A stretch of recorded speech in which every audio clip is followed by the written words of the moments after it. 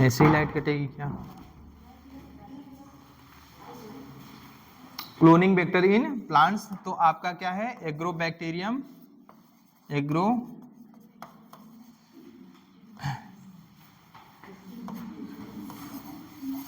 Agrobacterium tumefaciens, या आपका इसके पास कौन सा प्लाज्मिड होता है? टीआई प्लाज्मिड, मतलब ट्यूमर इंड्यूसिंग प्लाज्मिड। क्या है ये प्लाज्मिड? क्या करेगा? ट्यूमर इंड्यूस करेगा। समझ में आया कि नहीं? और ये एक दूसरा हो सकता है एग्रोबैक्टीरियम,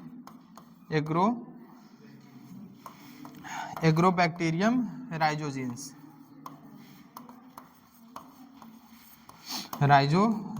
एग्रोबैक्टीरियम राइजोजीन्स। इसके पास कौन सा प्लाज्मिड होता है? R I plasmid. क्या होता है? R I plasmid. कौन सा प्लाज्मिड होता है? R I plasmid. Root inducing plasmid होता है। क्या होता है? Root inducing plasmid. अगर आपका टीआई प्लाज्मिड है, क्या है आपका ये? टीआई प्लाज्मिड है, इसके पास कौन सा जीन है? TI gene. किस क्या है? टीआई जीन है। समझ में? अगर ये प्लाज्मिड टीआई प्लाज्मिड है, अगर बैक्टीरिया आपका किसी प्लांट को इन्फेक्ट करता है, किसी प्लांट को इन्फेक्ट करेगा, तो क्या करेगा? वो अपना टीआई प्लाज्मिड क्या करेगा? इसके अंदर इंट्रोड्यूस करेगा, ट्रांसफर करेगा। ये टीआई प्लाज्मिड अगर यहाँ पे आएगा, किसके अंदर? प्लांट के अंदर। प्लांट के अंदर अगर टीआई प्लाज्मिड आए तो इसकी रूट्स में क्या कॉज करता है? यहाँ पे नोड्यूल फॉर्म कर देता है। क्या फॉर्म कर देता है? नोड्यूल। क्या फॉर्म करेगा? नोड्यूल। तो क्या इसी को क्या बोलते हैं? ट्यूमर। क्या बोलते हैं हम लोग? ट्यूमर।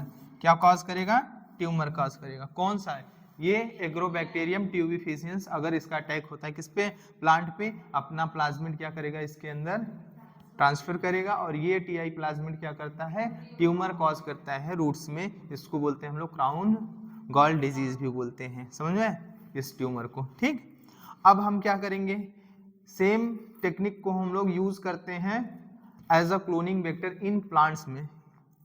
समझ में आएगी नहीं? इसकी प्रॉपर्टी, बैक्टीरिया की प्रॉपर्टीज को यूज करते हैं as a cloning vector in plants. लेकिन इससे पहले हम लोग क्या करेंगे? इस टीआई जीन को क्या करते हैं हम लोग? कट करके निकाले, इसको डिसआर्म कर देते हैं। क्या कर देते हैं? डिसआर्म, ताकि ये ट्यूमर ना कॉज करे। इसकी जगह पे हम लोग जो भी डिजायरेबल जीन होता है उसको लाइगेट करा देते हैं। फिर ये क्या करेगा? उस प्लांट में ट्रांसफर करेगा, वो जीन जाके प्लांट्स में अंदर मल्टीप्लाई करेगा, ढेर सारी कॉपीज मिलेंगी, उससे हमें क्या होंगे? डिजायरेबल जो चीजें चाहिए प्लांट्स में वो बना सकते हैं। ठीक है, तो क्या करेंगे अब हम?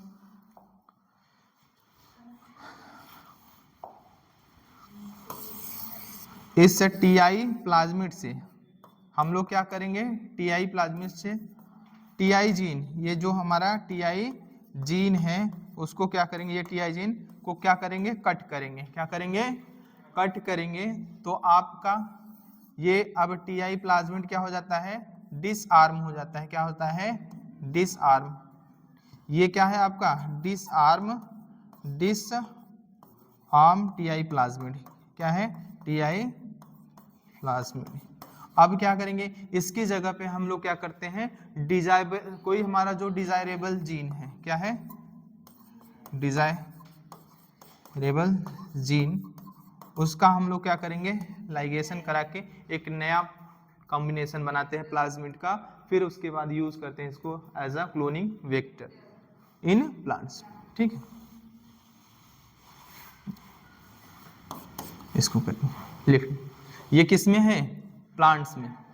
ऐसे सेम प्रोसेस किसके लिए करेंगे? आर आई प्लाज्मिड के लिए। वहां से क्या कट करके निकाल लेंगे? आर आई जीन जो है उसको निकाल लेंगे, उसकी जगह पे जो हमारा डिजायरेबल जीन चाहिए उसको लाइगेट करा के एक नया कॉम्बिनेशन बना देते हैं टीआई प्लाज्मिड का या आर आई प्लाज्मिड का, जो कि क्या करेगा? डिजायरेबल जीन को ट्रांसफर करेगा किसके अंदर? प्लांट्स के अंदर। ठीक है,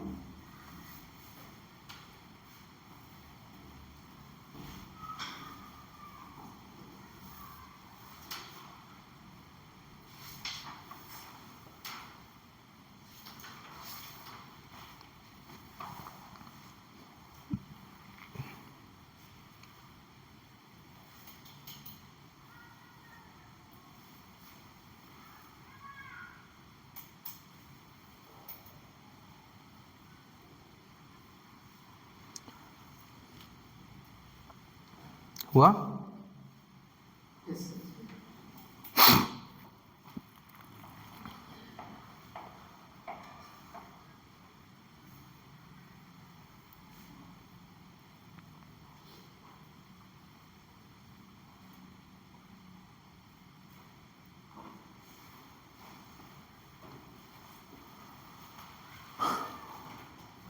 हो गया? चल, अब हम किस में पढ़ेंगे? Cloning vector in animals. किस में पढ़ेंगे हम लोग? एनिमल में पढ़ेंगे। क्या पढ़ेंगे? एनिमल्स में क्लोनिंग वेक्टर के बारे में पढ़ेंगे। एनिमल में हम लोग किसका इस्तेमाल करते हैं? रेट्रोवायरस या एडिनोवायरस का इस्तेमाल करते हैं। किसका इस्तेमाल करते हैं? रेट्रोवायरस या एडिनोवायरस। बोलो, यूज करते हैं? ठीक, चलो लिख लेना, क्लोनिंग वेक्टर इन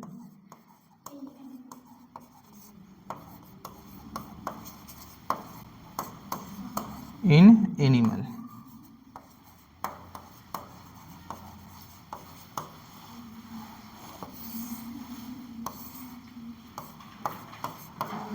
एनिमल्स में हमें क्लोनिंग वेक्टर यूज जो करते हैं वो क्या है आपका? या तो आप यूज कर सकते हैं किसको? रेट्रोवायरस को, रेट्रोवायरस को। या तो आप यूज कर सकते हैं किसको? एडिनोवायरस को। किसको? एडिनोवायरस। या तो रेट्रोवायरस यूज करोगे या एडिनोवायरस यूज करोगे। बोलो, ठीक है।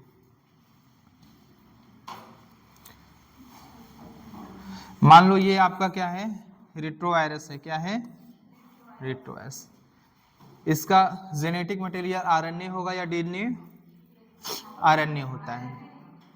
सिंगल स्टैंडर्ड डबल आरएनए होता है। सिंगल स्टैंडर्ड डबल आरएनए होता है। इसका जीनोम क्या है? ये आरएनए है। क्या है आपका? आरएनए है। क्या है? आरएनए। जीनोम क्या है? आरएनए। और ये आरएनए क्या है? सिंगल स्टैंडर्ड है। क्या है? सिंगल स्टैंडर्ड डबल है। सिंगल स्टैंडर्ड डबल है। डबल आरएनए होता है इसका जेनेटिक मटेरियल। समझ में आया? सुनो, अगर ऐसे नेचुरली अगर इस ये डिसआर्म नहीं है, कौन सा? आप ये रेट्रोवायरस क्या है आपका? रेट्रो। अगर ये डिसआर्म नहीं है, आपकी बॉडी में ये आता है ह्यूमन, ठीक है, एनिमल्स में आता है। एनिमल में अगर ये आता है एनिमल बॉडी में, तो ये क्या कॉज करेगा? Cause cancer. क्या कॉज करेगा? कैंसर कॉज करेगा। क्या कॉज करेगा? रेट्रोवायरस आएगा तो क्या कॉज करेगा? कैंसर कॉज करेगा।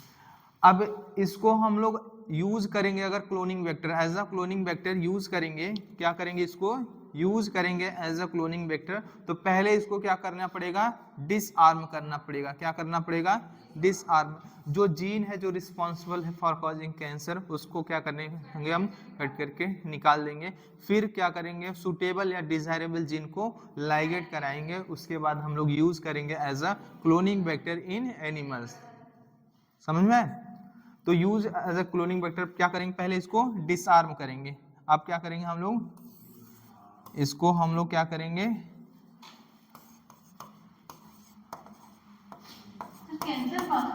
हाँ, कैंसर। Disarm pathogen. पहले इसको डिसआर्म पैथोजन बनाएंगे, फिर यूज करेंगे, यूज एज अ क्लोनिंग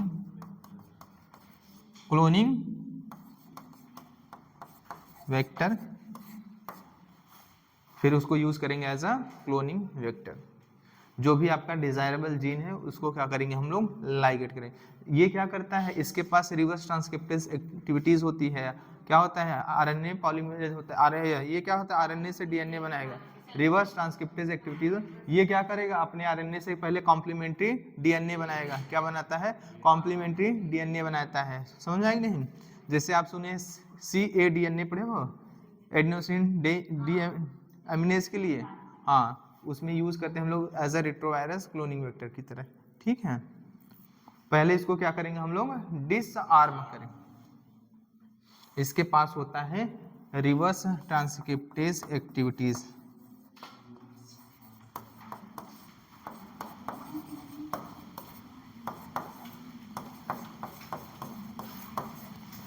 इसके पास क्या है, रिवर्स ट्रांसक्रिप्टेज एक्टिविटी। और ये क्या फॉर्म करता है, आरएनए से क्या बनाएगा, आरएनए से कॉम्प्लीमेंट्री डीएनए बनाता है, cDNA बनाता है। अब इस cDNA को हम लोग क्या करते हैं, पहले डिसआर्म करते हैं, उसके बाद यूज करते हैं एज अ क्लोनिंग वेक्टर।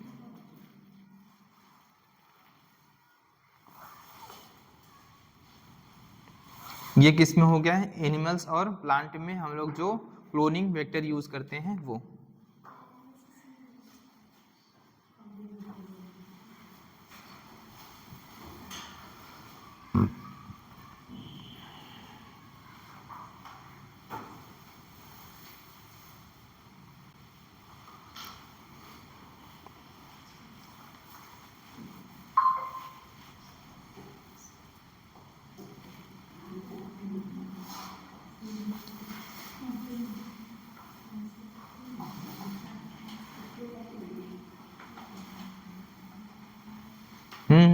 जो कह रहे हो ना, हाँ अभी बताते हैं,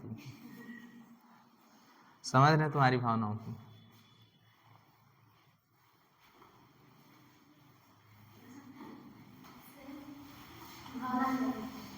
अच्छा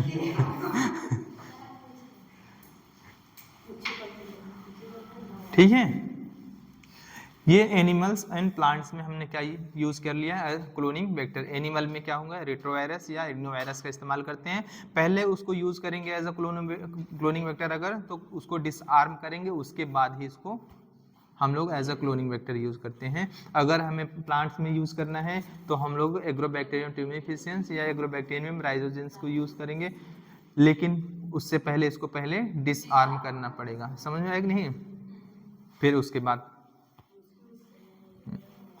चलो अब हम पढ़ेंगे प्रोसेस जो यूज होती हैं फॉर मेकिंग रिकॉम्बिनेंट डीएनए।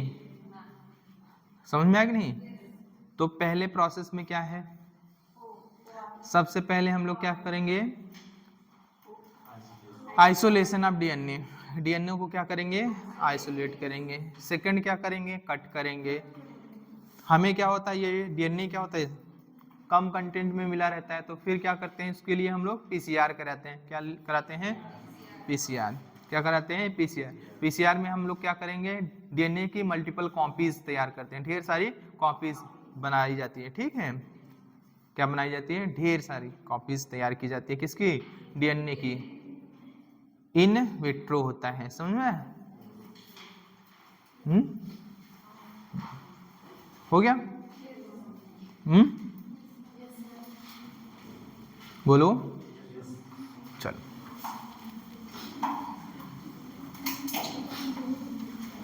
चलो लिख लो, processes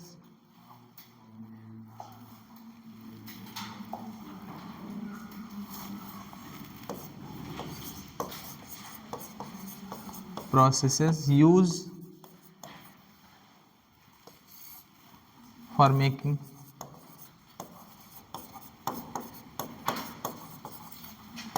rDNA, recombinant DNA।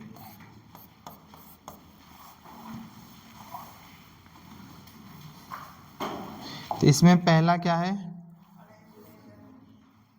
First क्या है, हम लोग फर्स्ट प्रोसेस क्या है, पहला है आपका आइसोलेशन ऑफ जेनेटिक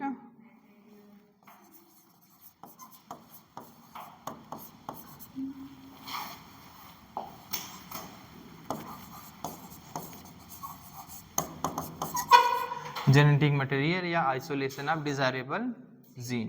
ठीक है, सेकंड में हम लोग क्या करेंगे, कटिंग ऑफ डीएनए। डीएनए की क्या करेंगे, थर्ड क्या करेंगे हम लोग, एम्प्लीफिकेशन ऑफ, हाँ, एम्प्लीफिकेशन ऑफ डीएनए और जीन।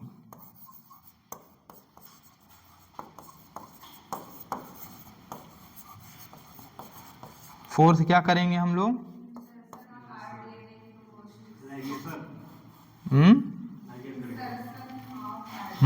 लाइगेशन होगा।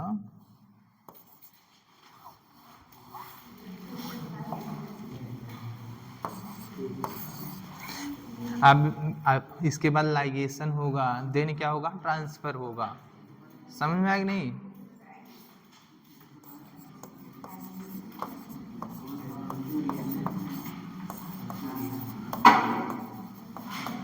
देन क्या होगा आपका, देन क्या होगा आपका, अब आपका आरडीएनए बन जाता है। अब क्या करेंगे हम लोग,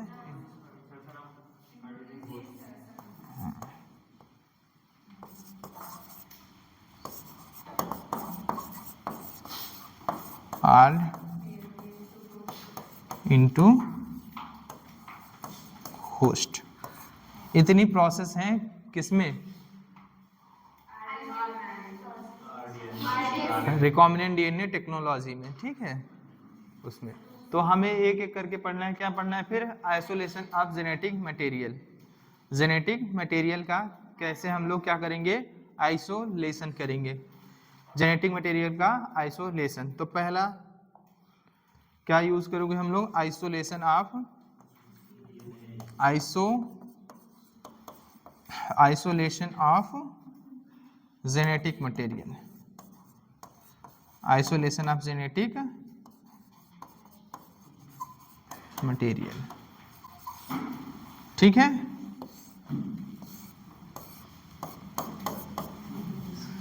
चलो, क्या है आपका आइसोलेशन ऑफ जेनेटिक मटेरियल, हाँ मटेरियल। ये आपका मान लो क्या है, फंजाई है, फंजाई है, बैक्टीरिया है, जो भी मान लो, ठीक है। मान लो ये आपकी फंजाई है, क्या है, इसमें क्या है, डीएनए है, क्या है इसका जेनेटिक मटेरियल, ठीक है। हम डीएनए को क्या करना चाहते हैं, क्या करना चाहते हैं हम लोग, आइसोलेट करना चाहते हैं। बोलो, हम लोग आइसोलेट अगर डीएनए को करना चाहते हैं तो इसके लिए हमें क्या करना पड़ेगा, पहले इसकी सेल को क्या करना पड़ेगा, डिसॉल्व करना पड़ेगा। हाँ, तो उसके लिए हम लोग यूज करेंगे सेल लाइसिंग एंजाइम। क्या यूज करेंगे, सेल लाइसिंग एंजाइम। हम लोग क्या यूज करेंगे, अगर ये क्या है आपका फंजाई है तो इसके लिए क्या यूज करेंगे, काइटिनेजेस। क्या यूज करेंगे, क्या यूज करेंगे, काइटिनेज। हमें डीएनए चाहिए क्या, आरएनए, डीएनए, इसका जेनेटिक मटेरियल क्या है, डीएनए। तो साथ में हम लोग क्या यूज करेंगे, आरएनएज। क्या यूज करेंगे, और भी, और क्या यूज करेंगे, क्या यूज करेंगे, प्रोटीएज। क्या हम यूज करेंगे, प्रोटीएज। इस तरह से हमें क्या मिल जाएगा, इसका जेनेटिक डीएनए। डीएनए हमें क्या हो जाएगा, हम लोग क्या करते हैं इसके लिए चिल्ड इथेनॉल भी मिलाते हैं। क्या हम लोग चिल्ड इथेनॉल स्पूलिंग करते हैं, फिर ऐसे करके डीएनए को। अब हमें क्या मिल गया, जेनेटिक मटेरियल, हमें डीएनए मिल गया। अरे शांत रहो, डीएनए मिल गया। अब हम क्या करेंगे, इसकी कटिंग करेंगे। क्या करेंगे, कटिंग करेंगे। तो सेकेंड प्रोसेस में हम लोग क्या करेंगे, इतना हो गया। अब ये क्या हो गया, आइसोलेशन ऑफ जेनेटिक मटेरियल हो गया। चिल्ड इथेनॉल मिलेंगे, स्पूलिंग करेंगे, ये क्या करेगा आपका डीएनए ऐसे करके निकाल लेते हैं, ठीक है, वो हो गया। अब क्या करेंगे हम लोग, कटिंग। सेकेंड प्रोसेस क्या है, कटिंग ऑफ डीएनए। तो डीएनए कटिंग करेंगे, बोलो। ये आपका डीएनए है, हम लोग यूज क्या करेंगे, एंडोन्यूक्लियस। क्या करेंगे यूज, इंडोन्यूक्लियस। इंडोन्यूक्लियस करेंगे तो हमें छोटे छोटे फ्रेगमेंट मिलेंगे, किसके, डीएनए के। क्या मिलेंगे, डीएनए के छोटे छोटे फ्रेगमेंट। लो कंसंट्रेशन होता है किसका, डीएनए। डीएनए बहुत कम होता है, तो इसके लिए हम लोग क्या करते हैं, एम्प्लीफिकेशन कराते हैं। क्या कराते हैं, एम्प्लीफिकेशन। एम्प्लीफिकेशन में हम लोग क्या यूज करते हैं, पीसीआर। क्या यूज करते हैं, पीसीआर। इतना कर लो, फिर उसके बाद पढ़ना है हमें एम्प्लीफिकेशन ऑफ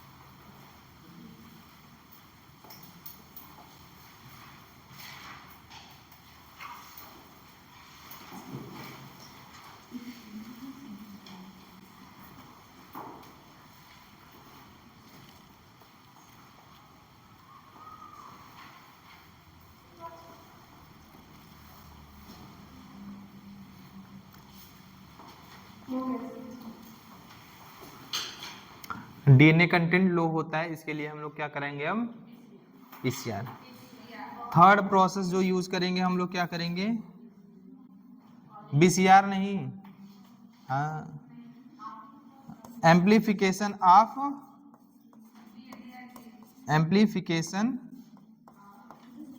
ऑफ डीएनए या जीन। तो एम्प्लीफिकेशन में हम लोग क्या करते हैं, अरे हम लोग क्या करेंगे, पॉलीमरेज, इसमें प्रोसेस क्या है आपका पीसीआर, जिसको हम लोग बोलते हैं polymerase chain reaction, polymerase chain reaction, इसका नाम है पीसीआर। हम लोग क्या करते हैं इसमें, हम लोग क्या करते हैं, तैयार करते हैं मल्टीपल कॉपीज ऑफ डीएनए ना, लिख लेना है भी आर्टिफिशियली,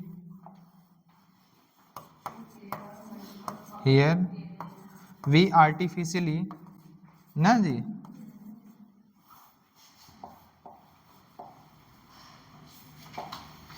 इन विट्रो ना, here we make multiple copies of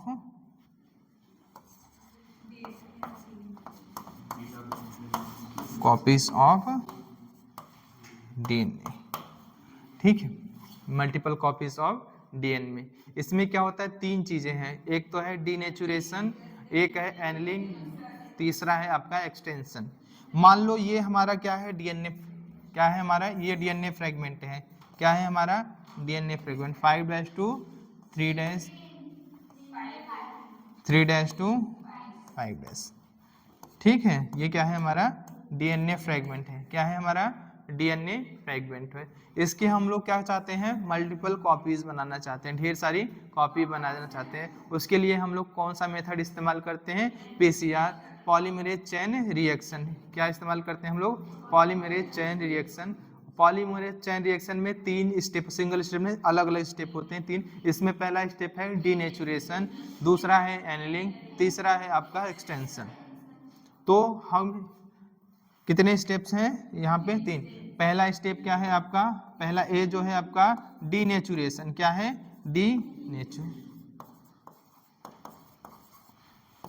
denaturation में हम लोग क्या देते हैं, हीट ट्रीटमेंट देते हैं, क्या देते हैं, हीट ट्रीटमेंट दिया जाता है, ट्रीटमेंट, ताकि ये डीएनए स्टैंड जो है वो सिंगल स्टैंड हो जाए, क्या हो, ब्रेक हो जाए, क्या आपका हाइड्रोजन बॉन्ड, क्या हो जाए, हाइड्रोजन बॉन्ड ब्रेक। क्या हो देते हैं हम लोग, give heat treatment to make single stand of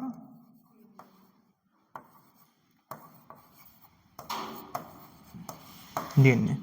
और ये हीट जो टेम्परेचर दिया जाता है वो टेम्परेचर लगभग होता है आपका 92 से 94 डिग्री सेल्सियस तक, 92 से 94 डिग्री सेल्सियस तक। होता क्या है, ये आपका ये डबल स्टैंडर्ड डीएनए है, बोलो 5' 3' 5', बोलो, ये पहले डबल स्टैंडर्ड था। अब हम लोग क्या करते हैं, इसको हीट ट्रीटमेंट करेंगे, तो ये क्या हो जाता है, सिंगल स्टैंड, ये क्या हो जाएगा आपका 5' 3' और ये क्या हो जाएगा 3' 5'। हाइड्रोजन बॉन्ड क्या हो जाएगा, ये हीट क्या करेगा, ब्रेक H बॉन्ड, मतलब हाइड्रोजन बॉन्ड, और ये क्या हो जाएगा, सिंगल स्टैंड,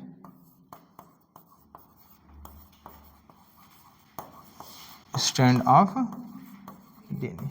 तो डीएनए डबल स्टैंड से क्या हो गया, सिंगल स्टैंड, क्या हो जाता है आपका, सिंगल स्टैंड हो जाता है। अब सेकेंड स्टेप में हम लोग क्या करेंगे, एनिलिंग करेंगे। एनिलिंग में होता क्या है, सेकेंड स्टेप जो है आपका बी, इसमें क्या होता है, एनिलिंग। एनिलिंग जो होता है वो क्या होता है, इसमें हम लोग क्या करते हैं, स्मॉल सेगमेंट ऑफ आरएनए, जिसको हम लोग बोलते हैं प्राइमर। प्राइमर किसका बना होता है, आरएनए। आरएनए का छोटा सा सेगमेंट होता है, समझ में, उसको बोलते हैं हम लोग प्राइमर। और ये प्राइमर का काम होता है, ये कौन सा, 3' एंड प्रोवाइड करता है, क्या करता है, 3' एंड प्रोवाइड करता है, जो आने वाले क्या होता है आपका न्यूक्लियोटाइड होता है उसके लिए, समझ में आया कि नहीं। और हमेशा पता है आपको कि डीएनए डुप्लीकेशन या डीएनए रेप्लिकेशन किस डायरेक्शन में होता है, 5 to 3', क्या होता है 5 to 3'। इधर कहाँ पे होगा प्राइमर, यहाँ ऐड होगा, और यहाँ पे प्राइमर कहाँ होगा, यहाँ पे ऐड होगा, बोलो होगा। तो एनिलिंग में होगा क्या, we add small segment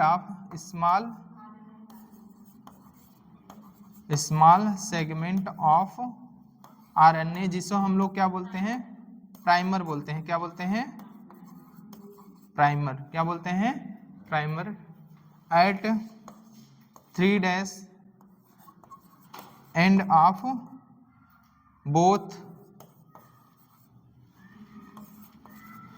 DNA strand, both DNA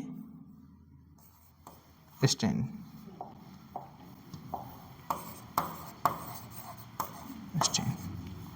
बोलो।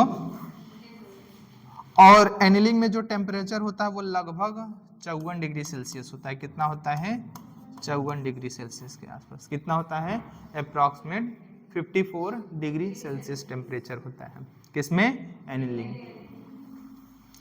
तो इस तरह से हम लोग एनिलिंग में क्या करते हैं, जो दोनों स्टैंड हैं 3' और ये क्या है आपका 3' 5', हम लोग क्या करेंगे, प्राइमर ऐड करेंगे, प्राइमर, ये क्या है आपका प्राइमर, और ये प्राइमर का ये कौन सा एंड है, 5' एंड, और ये क्या है 3'। यही प्राइमर क्या करता है, 3' एंड इसको देता है, तो आने वाली जो न्यूक्लियोटाइड होती है ये आके कहाँ पे ऐड होती है, 3' एंड पे, समझा कि नहीं। जब ये आपका डीएनए डुप्लीकेशन कंप्लीट हो जाता है, ये प्राइमर यहाँ से हट जाता है। बिना प्राइमर के डीएनए से आपका डीएनए स्ट्रैंड जो होता है वो पॉलीमरेशन स्टार्ट नहीं करेगा, क्या स्टार्ट करेगा, नहीं करेगा। अगर आप प्राइमर लगा भी दिए उसके बाद इसको पॉलीमरेज एंजाइम चाहिए, अगर पॉलीमरेज एंजाइम नहीं है तब पर भी ये पॉलीमराइजेशन नहीं होगा, इसका पॉलीमराइजेशन नहीं होगा।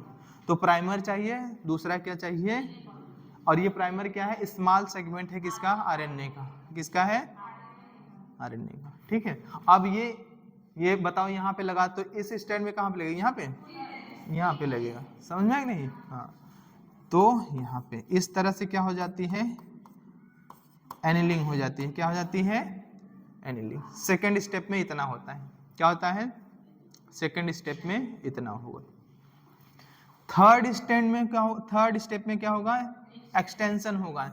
एक्सटेंशन में हम लोग यूज करते हैं डीएनए पॉलीमरेज, क्या यूज करते हैं, डीएनए पॉलीमरेज, और हमें क्या मिल जाता है, एक नया सेगमेंट मिल जाता है डीएनए, समझ में आया नहीं। अब क्या होगा, हमें तीसरा जो सी है, सी प्रोसेस क्या है आपका, एक्सटेंशन, क्या है,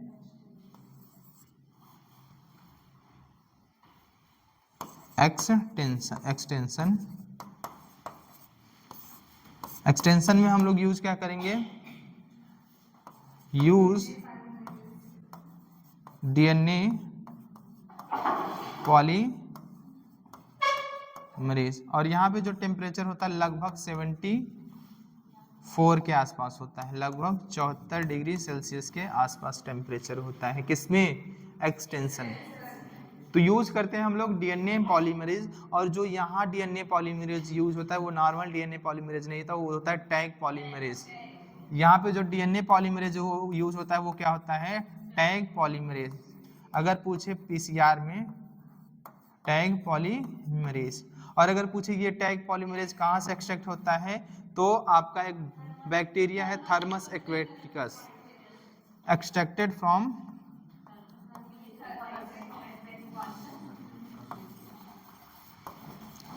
बैक्टीरिया है, क्या नाम है उसका, बैक्टीरिया जिसका नाम है थर्मस एक्वेटिकस। तो टैग पॉलीमरेज के कहां से हम लोग एक्सट्रैक्ट करते हैं? Bacteria Thermus aquaticus. ये हाई टेम्परेचर पे भी वर्क करता है टैग पॉलीमरेज। समझ में आया कि नहीं? इतना हो गया। अब देखो होगा क्या, होता क्या है यहां पे,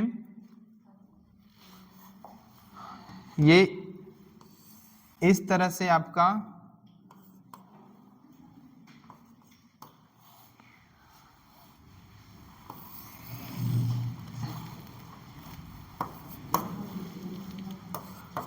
ठीक है, ये क्या होगा आपका नया सेगमेंट ऑफ डीएनए क्या होगा आपका फॉर्म होगा, new segment of DNA synthesised. ये प्राइमर लगा था आपका, बोलो एक सेगमेंट ऐसे आ जाएगा, ये आपका एक सेगमेंट, ठीक है। बोलो ये 3 ये यहाँ ये इसका है, ये इसका 5 ये 3 है। समझ में आया कि नहीं?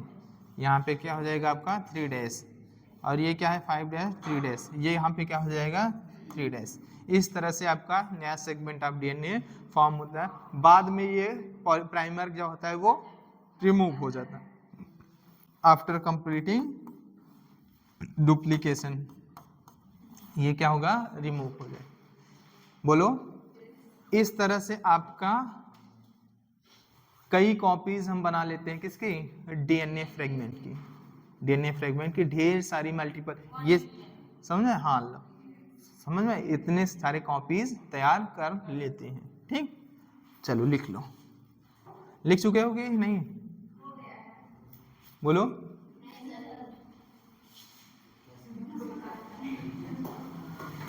तो पीसीआर में क्या होगा आपका, हम पीसीआर में क्या करते हैं,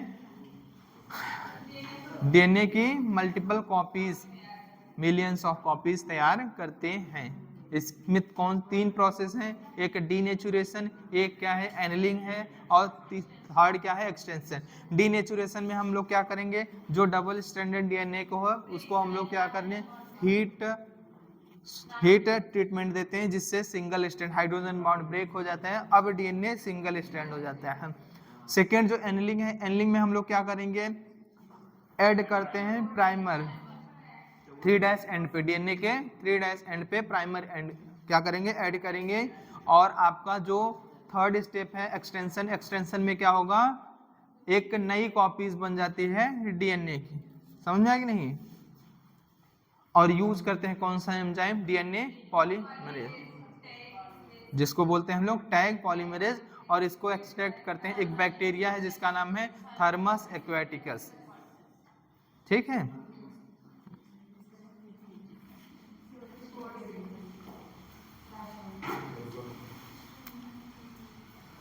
डीनेचुरेशन में टेम्परेचर 92 से 94 डिग्री लगभग होता है। और आपका यहाँ हो गया, हाँ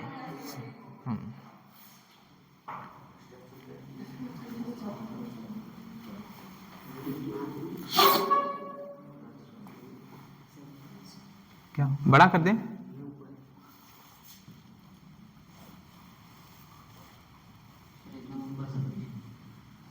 बस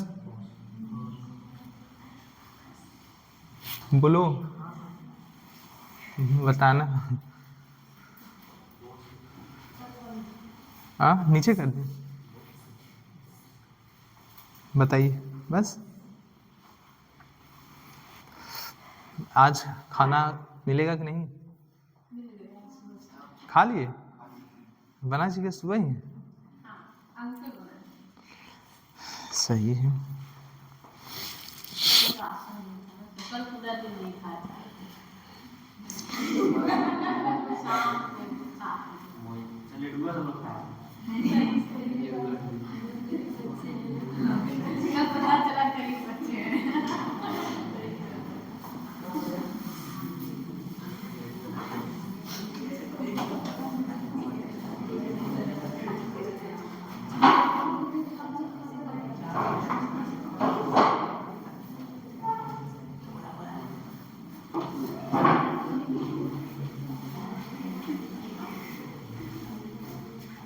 हो गया?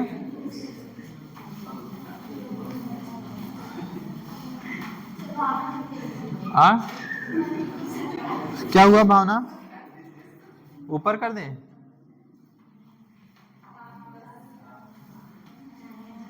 बस करेंगे, तुम लोगों को ले चलेंगे। है? किस दिन? 30 फरवरी को ले चलेंगे तुम लोगों को। है?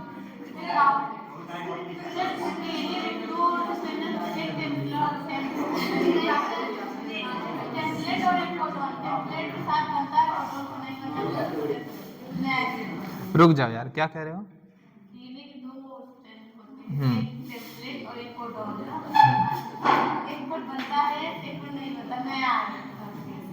वो RNA के लिए है, ठीक से पढ़ना। DNA में अगर हम बात करें, both stand act as a template, दोनों क्या करते हैं? टेम्पलेट की तरह बिहेव करते हैं। DNA से जब mRNA बनता है, उसके लिए एक सिंगल स्टैंड ही क्या करता है? एक्ट एज अ टेम्पलेट, दूसरा नॉन टेम्पलेट की तरह बिहेव करता है। एक कोडिंग होता है, एक नॉन कोडिंग स्टैंड होता है। समझ में है कि नहीं? कोडिंग अभी पढ़ाएंगे, जेनेटिक्स पढ़ाएंगे। काहे? DNA डुप्लीकेशन या DNA रेप्लिकेशन में both stand act as a template, दोनों का क्या होता है? आपका डुप्लीकेशन होता है, बोथ स्टैंड का। समझ में आया कि नहीं?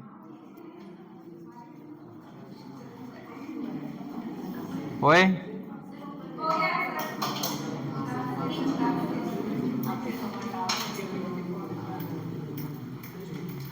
ठीक है।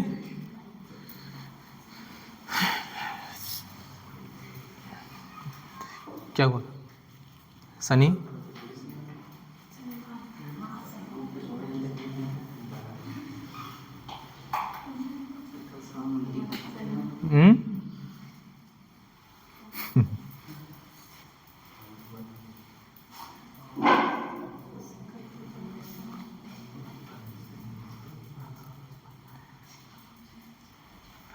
ले जाओ कहीं, दिखाओ, खाओ उसको।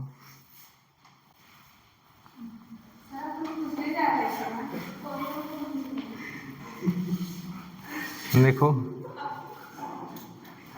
उल्टी गंगा तो नहीं बहने लगी? चेक करो।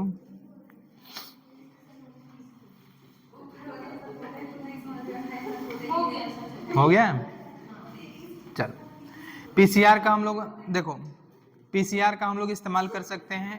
अरे डायग्नोसिस में इस्तेमाल कर सकते हैं, PCR करा सकते हैं। ठीक है, बोलो। डायग्नोसिस में PCR करा सकते हैं। अगर कोई म्यूटेशन हुआ है उसमें PCR करा सकते हैं। समझ गए? इन सब चीज़ों हम लोग क्या करा सकते हैं? PCR करा सकते हैं। समझ में आएंगे? P polymerase chain reaction. ये हो गया। तुमको सेपरेशन ऑफ DNA फ्रेगमेंट पढ़ा चुके हैं, जो जेल इलेक्ट्रोफोरेसिस है। क्या है? Gel electrophoresis. जेल इलेक्ट्रोफोरेसिस के द्वारा हम लोग क्या करते हैं? ये जो ढेर सारी फ्रेगमेंट ऑफ DNA बनी है, इनको क्या करते हैं? हम लोग सेपरेट कर पाते हैं। बोलो, पढ़ चुके हो ना? सेपरेट कर लेंगे। उसके बाद हम लोग क्या करते हैं? लाइगेशन करते हैं। क्या करते हैं? लाइगेट करेंगे। क्या हो? हमें मिल जाएगा rDNA। क्या मिल जाएगा हमें? rDNA मिल जाएगा। बोलो, rDNA मिल जाएगा। तो चौथा लिख लो, मेकिंग ऑफ rDNA। ठीक है, तीसरा था ना ये, चौथा ऑफ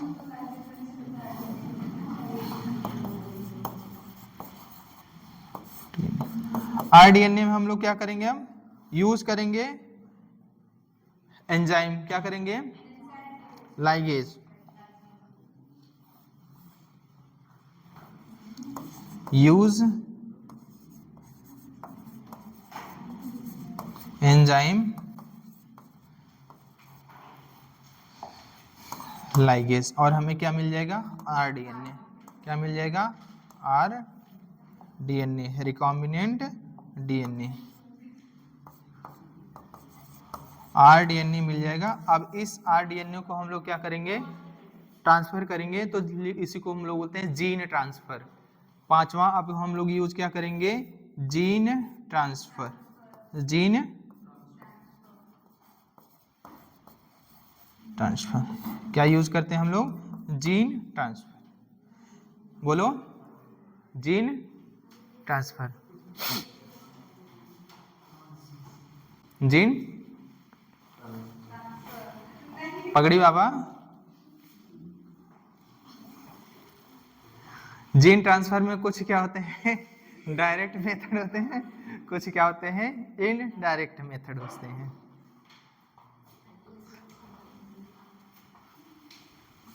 ठंडी ज्यादा लग गई क्या? चल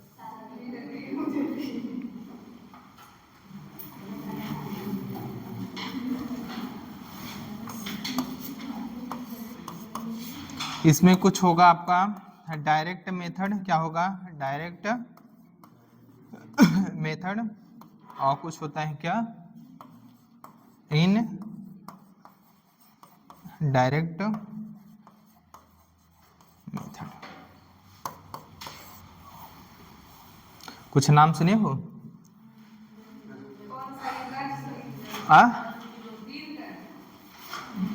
नाम सुने हो? क्या क्या? मेरा नाम क्या सुने हो? इसमें कुछ जीन ट्रांसफर के कुछ अरे gene gun method, biolistic gun method, ये सब माइक्रो इंजेक्शन सुने हो? हाँ हाँ, तो ये सब नाम नहीं सुने हो?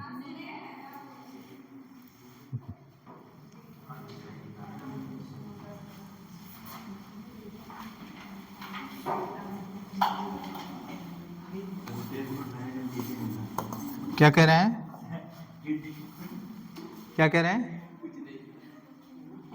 चलो, इसमें इलेक्ट्रोपोरेसिस,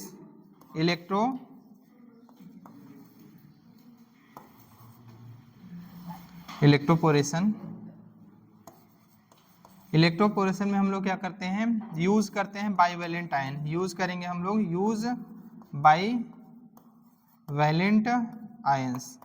ये बाईवैलेंट आयंस क्या करेंगे? सेल की परमेबिलिटी को इंक्रीज कर देते हैं। क्या करते हैं? सेल की परमेबिलिटी को इंक्रीज कर देते हैं, और ये सेल जो होता है वो परमेबल हो जाता है किसी भी मॉलिक्यूल्स के लिए जो आपका आरडीएनए है। ठीक है, आरडीएनए के लिए क्या होगा? परमेबल होगा। सेल्स में क्या होता है? छोटे छोटे पोर्स बन जाते हैं। इस पोर्स के थ्रू क्या होता है? वो डीएनए मॉलिक्यूल्स या आरडीएनए जो होता है वो होस्ट बॉडी के अंदर चला जाता है। और ये इसमें बाईवैलेंट जो यूज करते हैं हम लोग, क्या यूज करते हैं? कैल्शियम या कैल्शियम प्लस आयन या मैग्नीशियम प्लस 2 आयन, इनका इस्तेमाल करते हैं। एक होता है polyethylene glycol, PEG, polyethylene glycol. PEG भी क्या करता है? सेल की परमेबिलिटी को इंक्रीज कर देता है, जिसके कारण क्या होता है? आपका आरडीएनए आसानी से होस्ट बॉडी के अंदर क्या होता है? चला जाता है। ठीक है,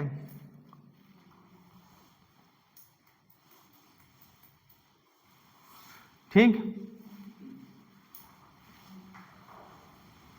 और क्या है आपका? Micro injection. क्या है आपका? Micro injection. क्या है? Micro injection. माइक्रो इंजेक्शन में हम लोग क्या करेंगे? डायरेक्ट जीन को क्या करते हैं? इंजेक्ट करते हैं किसी भी होस्ट के अंदर। ठीक है, न्यूक्लियस। तो थर्ड क्या है आपका? Micro injection. Micro injection. और अगर हम बात करें माइक्रो इंजेक्शन किसके लिए यूज होता है? एनिमल्स के लिए या प्लांट्स के लिए? किसके लिए? देखो, होता दोनों के लिए है, लेकिन मेनली किसके लिए होता है? एनिमल्स के लिए। समझ में आया कि नहीं? प्रियोरिटी की बात आए तो किसको देना है? एनिमल्स एंड प्लांट दोनों के लिए यूज कर सकते हैं। किसके लिए? एनिमल्स के लिए भी यूज कर सकते हैं हम लोग, प्लांट्स के लिए भी यूज कर सकते हैं, लेकिन प्रियोरिटी किसको देंगे? समझ में आया कि नहीं? ये किस में आते हैं? आपके डायरेक्ट जीन ट्रांसफर का मेथड जो है उसमें ये तीन चीजें आ जाती हैं। आपका क्या आ जाता है? आपका एक आ जाता है इलेक्ट्रोपोरेशन आ जाता है, पॉलीइथाइलिन ग्लाइकॉल, और क्या आता है आपका? Micro injection. और एक इसमें और आता है इंक्यूबेशन। क्या आता है आपका? इंक्यूबेशन। क्या है आपका? चौथा क्या है आपका? इंक्यूबेशन। इंक्यूबेशन में क्या करेंगे? पहले हम लोग इसमें क्या देते हैं? कोल्ड ट्रीटमेंट देते हैं, फिर क्या देते हैं? हीट ट्रीटमेंट देते हैं, फिर क्या देते हैं हम लोग? कोल्ड ट्रीटमेंट देते हैं। तो इसमें हाँ, तो इसमें भी क्या होती है, सेल की परमिटिविटी इस तरह से इंक्रीज होती है और क्या होता है, हमारा आरडीएनए आसानी से ट्रांसफर होता है। तो इसमें हम लोग क्या देंगे, पहले क्या देते हैं, कोल्ड ट्रीटमेंट, क्या देते हैं, कोल्ड, देन क्या, कौन सा ट्रीटमेंट, हीट ट्रीटमेंट, फिर कौन सा ट्रीटमेंट, कोल्ड ट्रीटमेंट। इस तरह से आपका क्या होता है, जीन ट्रांसफर हो जाता है। ये 4 मेथड हैं जो कि कौन से हैं, डायरेक्ट आपका जो है कि इसमें जीन ट्रांसफर मेथड उसमें आता है। इसको लिख लो। फिर बताते हैं इनडायरेक्ट मेथड में हम लोग किसका किसका इस्तेमाल करते हैं। अगर पूछे माइक्रो इंजेक्शन, माइक्रो इंजेक्शन क्या है, एनिमल्स के लिए भी यूज कर सकते हो, प्लांट्स के लिए भी यूज कर सकते हो। ठीक, क्या चीज, हाँ, एनिमल्स में।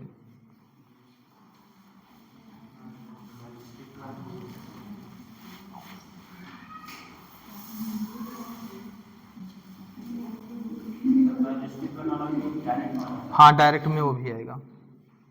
जीन गन मेथड या बायोलिस्टिक गन मेथड, वो भी किस में आएगा आपका, डायरेक्ट। इसमें गोल्ड और टंगस्टन की क्या लेते हैं हम, प्लेट लेते हैं उस पे से और बम्बार्डिंग कराते हैं। ठीक है, समझ में आया कि नहीं। तो एक और लिख लो, जीन गन मेथड,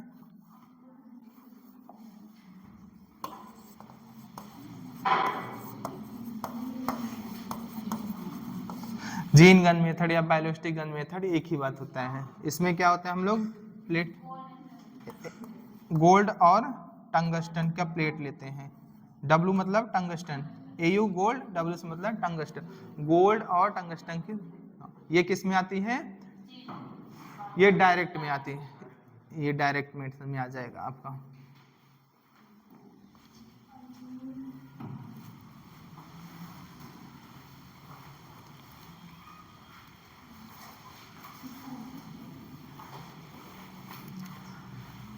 और ये किसके लिए यूज करते हैं हम लोग, प्लांट के लिए। किसके लिए यूज करते हैं हम लोग, प्लांट्स के लिए। जीन गन मेथड या बायोलिस्टिक गन मेथड, ये किसके लिए यूज होता है, प्लांट्स के लिए, लिख लेना, प्लांट के लिए। किसके लिए होता है, प्लांट के लिए। ठीक है,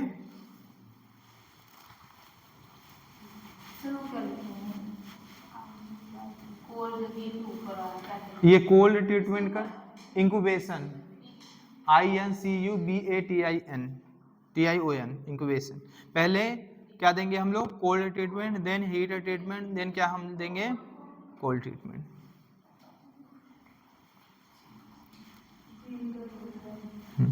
जीन गन मेथड पूछे या बायोलिस्टिक गन मेथड कहे, ये एक ही बात हुआ। ये किसके लिए यूज होता है, प्लांट के लिए यूज होता है। इसमें गोल्ड और टंगस्टन की हम लोग प्लेट यूज करते हैं।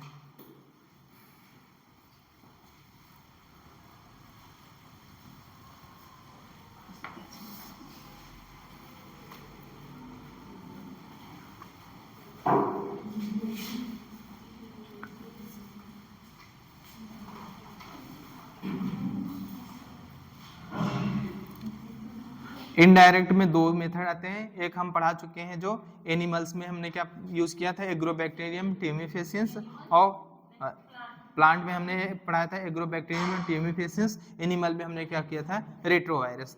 तो इसमें है एनिमल्स के लिए क्या है, इनडायरेक्ट मेथड में लिख लेना। अगर एनिमल है, क्या है आपका, एनिमल,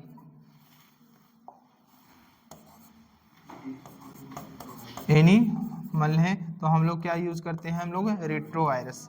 क्या यूज करते हैं हम लोग, रेट्रोवायरस।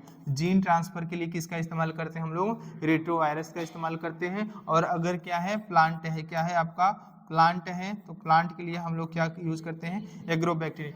अगर एग्रोबैक्टीरियम ऑप्शन में नहीं है और उसकी जगह पे क्या है, एग्रोबैक्टीरियम राइजोजीन्स, तो वो भी सही होगा। तो इसके लिए यूज कर सकते हैं हम लोग एग्रोबैक्टीरियम, एग्रोबैक्टीरियम ट्यूमिफेसियंस, या हम लोग इस्तेमाल कर सकते हैं एग्रोबैक्टीरियम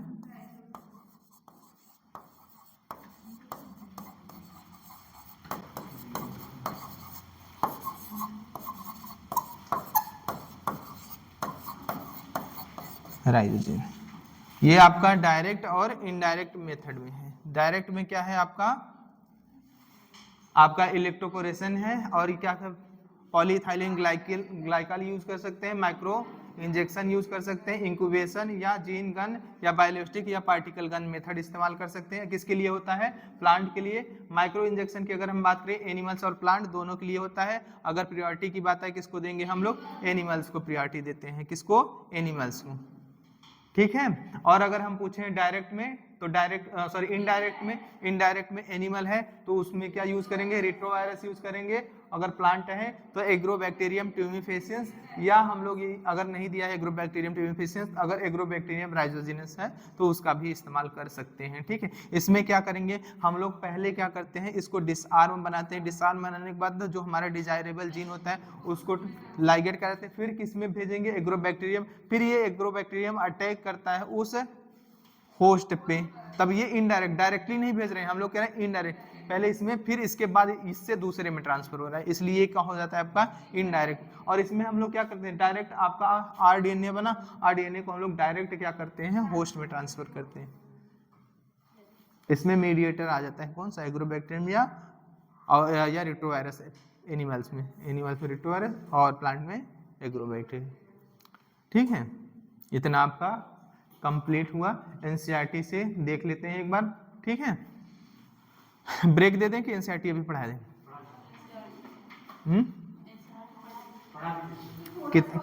कितना टाइम हुआ देख लो, तब बता देंगे। चलो एनसीईआरटी देख लेते हैं। ठीक, चलो एनसीईआरटी से एक बार देख लेते हैं। ठीक है।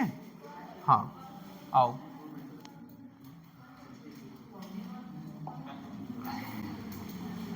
चलो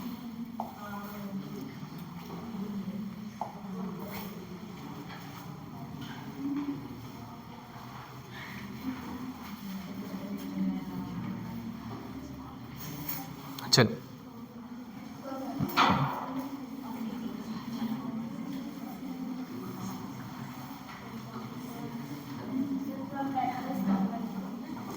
कहाँ से होगा?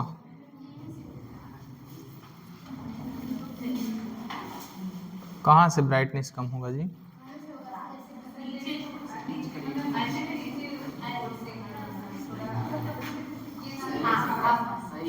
इससे बस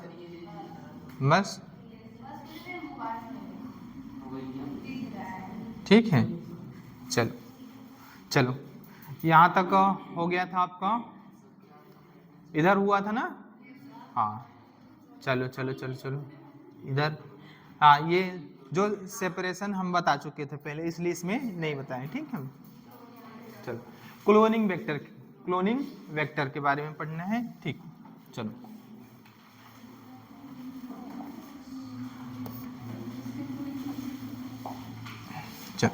क्लोनिंग वेक्टर कह रहा है you know that plasmid and bacteriophage have the ability. हमें पता है कि प्लाज्मिड के पास या बैक्टीरियोफेज के पास क्या होती है? एबिलिटी होती है replicate within bacterial cells independent of control of chromosomal DNA. बिना क्रोमोसोमल डीएनए पे डिपेंडेंट हुए बैक्टीरियोफेज के पास और क्या होता है? प्लाज्मिड के पास क्या होता है? एबिलिटी होती है अपने आप को क्या करना? डुप्लीकेट करना। किसके अंदर? बैक्टीरिया के अंदर। ठीक है, बोलो। हाँ, तो bacteriophage because of their high number of cell, number per cell, इसी को हम लोग कॉपी बोलते हैं। देखो कॉपी नंबर क्या होता है? पर सेल में कितनी बार वो डीएनए डुप्लीकेट हो रहा है बैक्टीरियोफेज का, या प्लाज्मिड कितनी बार डुप्लीकेट हो रहा है, उसी को हम लोग बोलते हैं कॉपी नंबर। समझ आने? Have very high copy number of their genome within bacterial cell. किसका? बैक्टीरियोफेज का। सम प्लाज्मिड, कुछ प्लाज्मिड के पास क्या होता है? मे हैव ओनली वन, या सिंगल कॉपी होता है, या 2 कॉपीज पर सेल। पर सेल क्या कर सकते हैं? वो एक से या दो बार डुप्लीकेट करेंगे। ठीक है। जबकि अगर हम बात करें अदर प्लाज्मिड जो होते हैं, मे हैव 15 से क्या हो सकता है इनका? 100 तक, 15 से 100 तक पर सेल कॉपी हो सकता है। ठीक है। इतनी बार।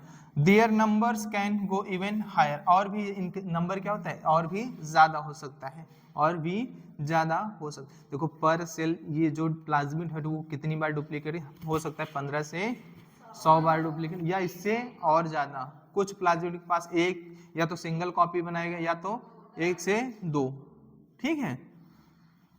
If we are able to link alien piece of DNA with bacteriophage, अगर हम एबल होते हैं बैक्टीरियोफेज में जो हमारे डिजायरेबल डीएनए है उसको लिंक कर पाते हैं, तो या प्लाज्मिड के साथ, जो प्लाज्मिड डीएनए जो है उसके साथ, वी कैन मल्टीप्लाई, हम इसकी नंबर्स को क्या कर सकते हैं, जो लिंक्ड डिजायरेबल आपका जीन है उसके नंबर को क्या कर सकते हैं, जो उसका कॉपी नंबर है उसके बराबर, अगर वो क्या करता है अपने प्लाज्मिड अपना डुप्लीकेशन करेगा तो उसके साथ साथ हमारा डिजायरेबल जो जीन है वो भी तो डुप्लीकेट करेगा, तो जितना ज्यादा कॉपी नंबर होगा उतना ज्यादा हमें क्या मिलेगा, इसकी आइडेंटिकल मल्टीपल कॉपीज मिलेंगी बैक्टीरियोफेज के अंदर या or plasmid of this plasmid और bacteriophage. Vector use at present, अगर हम बात करें अब जो हम लोग वेक्टर यूज करते हैं उसको हम लोग क्या करते हैं, इंजीनियर इन सच वे, इस तरह से हम लोग उसको इंजीनियरिंग करते हैं that they help easy linking, आसानी हो किसमें, लिंकिंग में, किससे, फॉरेन डीएनए के साथ, एंड सिलेक्शन ऑफ रिकॉम्बिनेंट, और हम लोग बता भी सके कौन सा रिकॉम्बिनेंट है कौन सा नॉन रिकॉम्बिनेंट है। इसके लिए हमने क्या किया कि वेक्टर के पास क्या होना चाहिए, एक सिलेक्टेबल मार्कर होना है, एंटीबायोटिक रेजिस्टेंस जीन होनी चाहिए जो आगे आपको ये बता सके कि कौन सा नॉन रिकॉम्बिनेंट है कौन सा रिकॉम्बिनेंट है।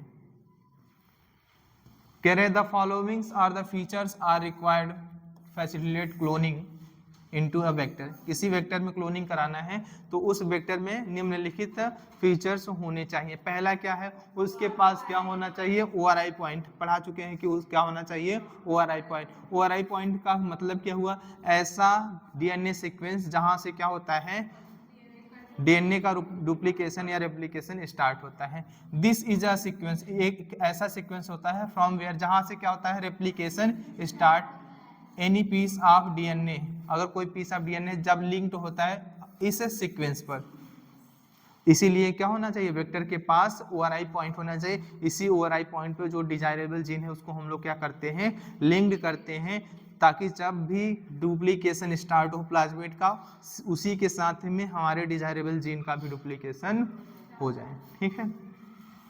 Can made replicate within host cell, this sequence is also responsible for controlling copy number, ये सीक्वेंस ओआरआई पॉइंट ये भी कंट्रोल करता है कि उस प्लाज्मिड का या कितना कॉपी बनेगा, कितना कॉपीज बनेगा, होस्ट मतलब पर सेल, ठीक है। Number of the linked DNA, so if one wants to recover many copies, अगर हम चाहते हैं कि कई कॉपीज बने टारगेटेड डीएनए का, it should be clone in a vector, ऐसे वेक्टर में जिसका ओरिजिन सपोर्ट करता हो क्या, हाई कॉपी नंबर। जितना ज्यादा, अगर ओआरआई पॉइंट जितना ज्यादा कॉपी नंबर सपोर्ट करेगा उतना ही ज्यादा हमें क्लोन्ड जीन मिलेगा जो हम लोग लिंक्ड किए रहेंगे उस डीएनए में, ठीक है। हाई कॉपी नंबर वाला ओआरआई पॉइंट तो हाई नंबर ऑफ कॉपीज हमें मिल जाएंगी डिजायरेबल जीन की, लो कॉपी नंबर होगा तो लो। सिलेक्टेबल मार्कर होना चाहिए, सिलेक्टेबल मार्कर आपको ये बताता है कि कौन सा रिकॉम्बिनेंट है कौन सा नॉन रिकॉम्बिनेंट है। In addition to ORI, ORI के अलावा वेक्टर के पास ये रिक्वायरमेंट है कि क्या होना चाहिए, सिलेक्टेबल मार्कर होना चाहिए जो हेल्प करता है हमें पहचानने में या एलिमिनेट करने में किसको, नॉन ट्रांसफॉर्मेंट को, एंड सेलेक्टिव परमिटिंग, और सेलेक्टिव परमिशन देता है किसकी, ग्रोथ ऑफ ओनली ट्रांसफॉर्मेंट। इससे हम लोग सेलेक्ट कर पाते हैं किसको, ट्रांसफॉर्मेंट को, ताकि हम किसका ग्रोथ करा सकें, केवल और केवल ट्रांसफॉर्मेंट का, नॉन ट्रांसफॉर्मेंट का ग्रोथ, ठीक है। ट्रांसफॉर्मेशन इज अ प्रोसीजर, एक ट्रांसफॉर्मेशन एक ऐसा प्रोसीजर है जिसके through a piece of DNA introduce into host bacterium. हमने क्या किया, ट्रांसफॉर्मेशन क्या है, हमने क्या किया, होस्ट बैक्टीरिया जो था उसमें हमने क्या किया, जो डिजायरेबल आपका डीएनए जो आरडीएनए था उसको हमने क्या किया, ट्रांसफर किया। कह रहा है you will study the process in subsequent section. वैसे पढ़ा चुके हैं, नीचे अभी देगा, ठीक है, हम तो तुमको पहले ही पढ़ा चुके हैं। Normally the genes encoding resistant to antibiotic such as ampicillin, या हो सकता है chloramphenicol, tetracycline, kanamycin etcetera, considered useful selectable markers for E. coli. The normal E. coli cell do not carry resistance against any of these antibiotics. Normal E. coli के पास कोई भी resistance किसके लिए, ना तो एम्फिसिलिन के पास, ना तो टेट्रासाइक्लिन के पास, साइक्लिन के लिए, ना तो केनामाइसिन के लिए। और ये किसके पास होता है, जो आपका क्लोनिंग वेक्टर होता है उसके पास होता है, और वही बताता है कि कौन सा रिकॉम्बिनेंट है, कौन सा नॉन रिकॉम्बिनेंट है, कौन सा ट्रांसफॉर्मेंट है, कौन सा नॉन ट्रांसफॉर्मेंट है। जिसका इंसर्शनल इनएक्टिवेशन करोगे वो act as a recombinant and non recombinant के बीच में सेलेक्टेबल मार्कर, ठीक है। और जिसका इंसर्शनल इनएक्टिवेशन नहीं हुआ रहेगा वो क्या करता है, सेलेक्टेबल मार्कर की तरह काम करता है ट्रांसफॉर्मेंट और नॉन ट्रांसफॉर्मेंट के बीच में। वो बताता है कौन सा ट्रांसफॉर्मेंट है, कौन सा नॉन ट्रांसफॉर्मेंट है। जो प्रेजेंट रहेगा वो, और जिसका इंसर्शनल इनएक्टिवेशन होगा वो बताएगा कौन सा रिकॉम्बिनेंट है, कौन सा नॉन रिकॉम्बिनेंट है। क्लोनिंग साइट्स होनी चाहिए, क्या होनी चाहिए, क्लोनिंग साइट्स होनी चाहिए। तो ये क्लोनिंग साइट्स हैं क्या, इन ऑर्डर टू लिंक, अगर हम link alien DNA, the vector need, vector के पास होना चाहिए टू हैव वेरी फ्यू, या तो देखो कुछ सिंगल क्या हो सकती है आपकी क्लोनिंग साइट, सिंगल हो सकती हैं या मेनी भी हो सकती हैं, प्रीफरेबली सिंगल। हम लोग प्रीफर करते हैं सिंगल क्या हो आपके पास, क्लोनिंग साइट हो या रिकॉग्निशन साइट हो for commonly use restriction enzyme. जो हम लोग रिस्ट्रिक्शन एंजाइम यूज करते हैं हम लोग ये ध्यान में या ये प्रीफर करते हैं कि उसके पास क्या होनी चाहिए, सिंगल रिस्ट्रिक्शन साइट हो या रिकॉग्निशन साइट। अगर एक से ज़्यादा रिकॉग्निशन साइट्स हो गई तो एक से ज़्यादा फ्रेगमेंट में कट करेगा, क्या करेगा, एक से ज़्यादा फ्रेगमेंट में कट करेगा। समझ में आएगा नहीं, जिसके लिए हमें क्या होगा, लाइगेशन में बाद में प्रॉब्लम हो सके, ठीक है। Presence of more than one recognition site, एक से ज़्यादा रिकॉग्निशन साइट है अगर किसी विद इन द वेक्टर के अंदर विल जनरेट सेवरल, इसके कई फ्रेगमेंट्स बन जाएंगे, क्या बन जाएंगे, कई फ्रेगमेंट्स बन जाएंगे, जो कि बाद में कॉम्प्लिकेट करते हैं किसमें, जीन क्लोनिंग में। The ligation of alien DNA is carried out at restriction site present in one of two antibiotic resistance gene. इसके कहने का मतलब है कि जो हम लोग डिजायरेबल जीन जो होता है उसको लाइगेट जो कराते हैं, जो हमारा प्रेजेंट है एंटीबायोटिक रेजिस्टेंस जीन जैसे एम्पेसिलिन या टेट्रासाइक्लिन, तो इन्हीं में से एक की जगह पे हम लोग क्या करते हैं, उस डिजायरेबल जीन को क्या करेंगे, लाइगेट कराते हैं। बाकी जो रह जाता है वो बताता है क्या, ट्रांसफॉर्मेंट या नॉन ट्रांसफॉर्मेंट, और जिसका इंसर्शन इनएक्टिवेशन हो गया वो बताता है क्या, रिकॉम्बिनेंट एंड नॉन रिकॉम्बिनेंट। समझा, यही कह रहा है।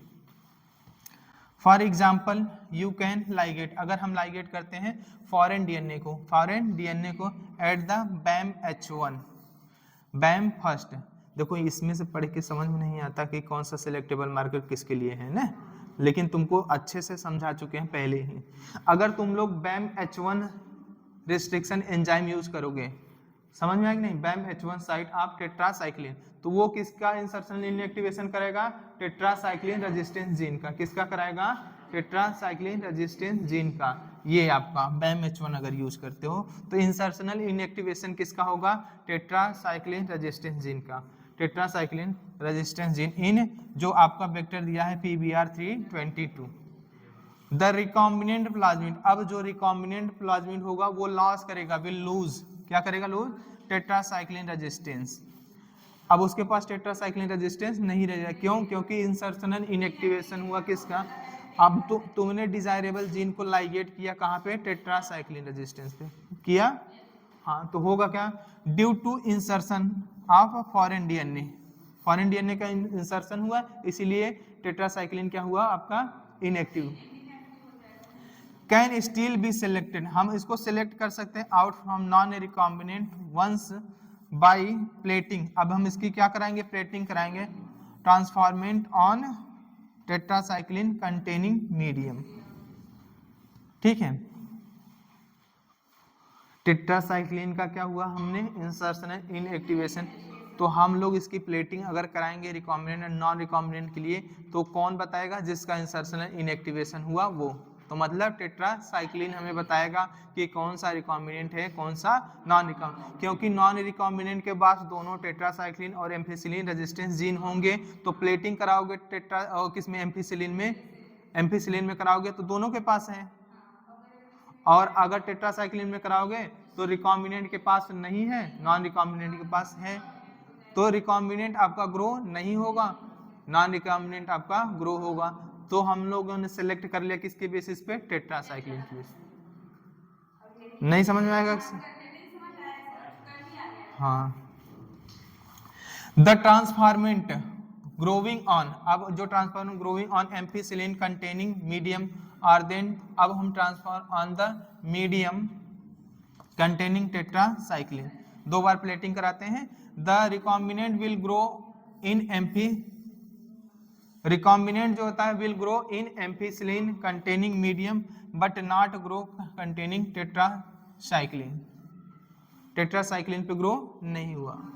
अब क्या करते हैं, but non recombinant will grow on medium containing both, क्यों, क्योंकि उसके पास दोनों टेट्रासाइक्लिन और एम्फिसिलिन, इसमें इतना घुमाया है तुमको ना, पढ़ लोगे तो तुमको समझ में नहीं है।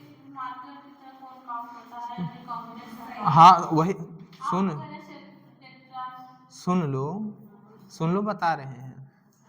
तुमने यहाँ पे टेट्रासाइक्लिन रेजिस्टेंस का की जगह पे लाइगेट कराया डिजायरेबल जीन का, तो कौन उसके पास नहीं रहा, अब इनएक्टिवेशन किसका हो गया, टेट्रासाइक्लिन का।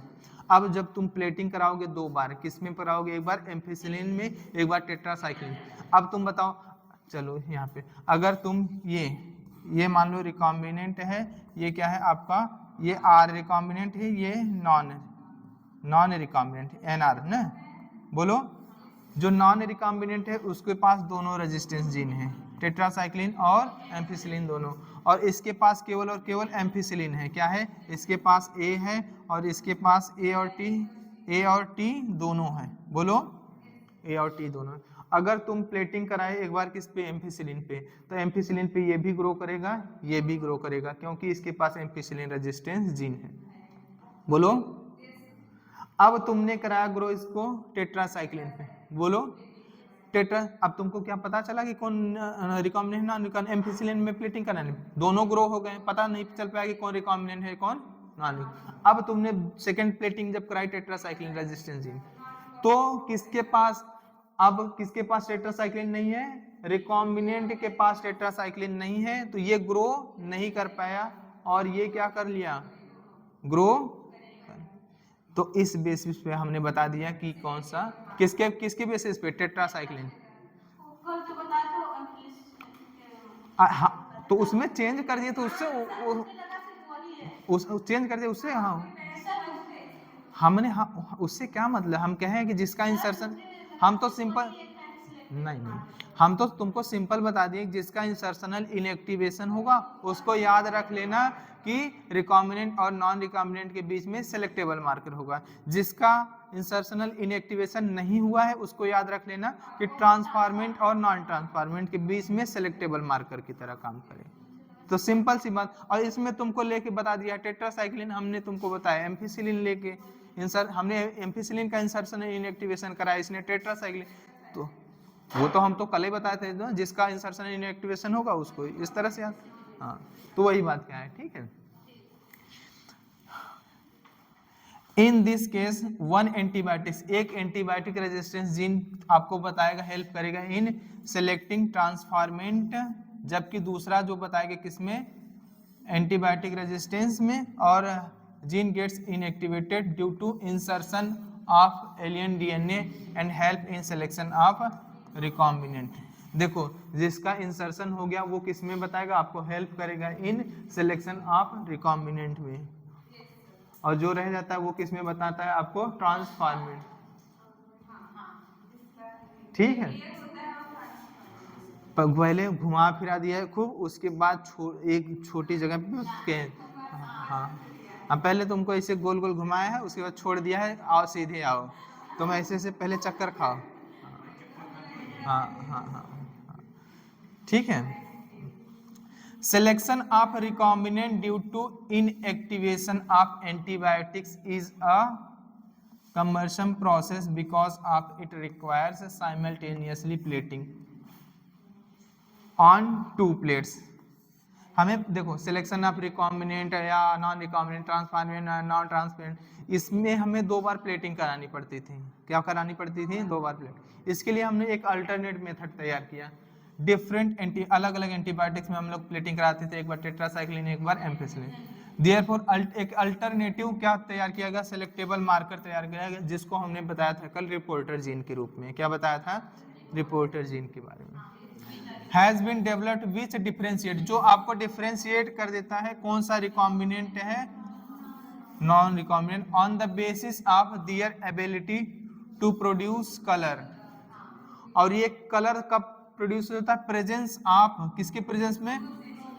Chromogenic substance. और ये क्रोमोजेनिक सब्सटेंस लाइक हमने तुमको एक्स गैल करके पढ़ाया था, और ये क्रोमोजेनिक सब्सटेंस एंजाइम के साथ जब आता है तो कलर प्रोड्यूस करता है। ठीक है, आगे देखो बताएगा।